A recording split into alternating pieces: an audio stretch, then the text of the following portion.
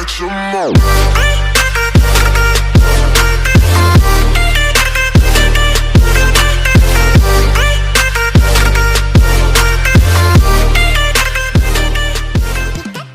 Assalamualaikum warahmatullahi wabarakatuh. Perkenalkan, nama saya Muhammad Isul Haq. Saya dari kelas TPMB 2018 ingin menjelaskan tentang makalah saya yang berjudul Perancangan Separator Fluida Padat dan Fluida Cair.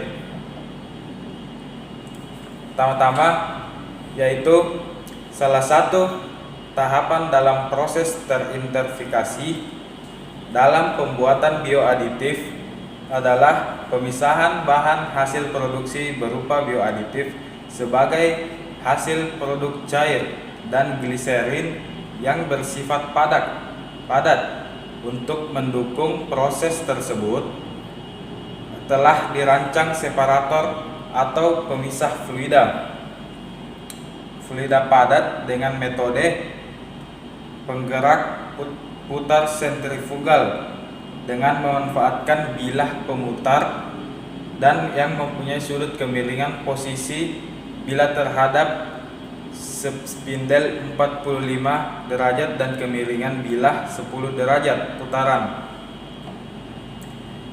Terus kemiringan posisi bilah 45 derajat dan kemiringan bilah 10 derajat dapat digerakkan dengan motor pada kecepatan putar yang divariasi antara 500 sampai 2900 rpm. Hasil perhitungan menunjukkan bahwa kecepatan maksimal bilah 1 sama dengan 26,56 meter per detik dan kecepatan maksimal bilah 2 sama dengan 53 kali 12 meter per detik.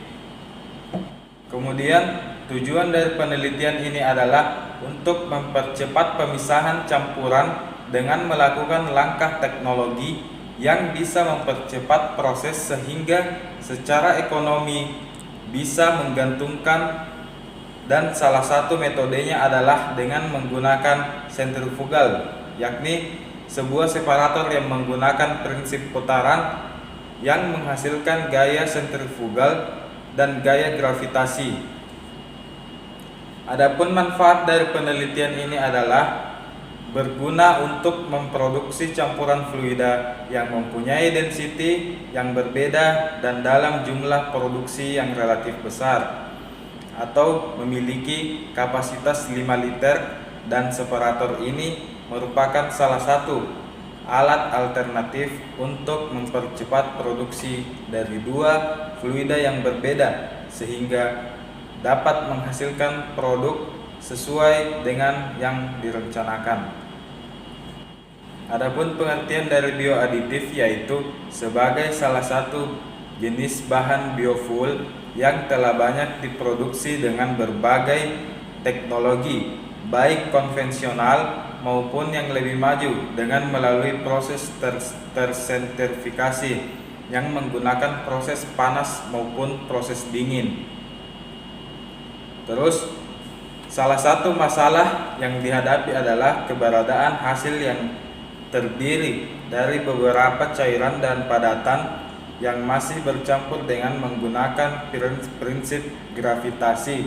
Bahan-bahan tersebut dapat dipisahkan namun memerlukan waktu proses yang lama sehingga secara ekonomi tidak menguntungkan. Selanjutnya, proses pembuatan bioaditif. Proses pembuatannya dilakukan dengan menggunakan bahan minyak dari CPO atau minyak jarak yang produksinya paling banyak di Indonesia. Untuk itu perlu dilakukan pemilihan sampel penelitian.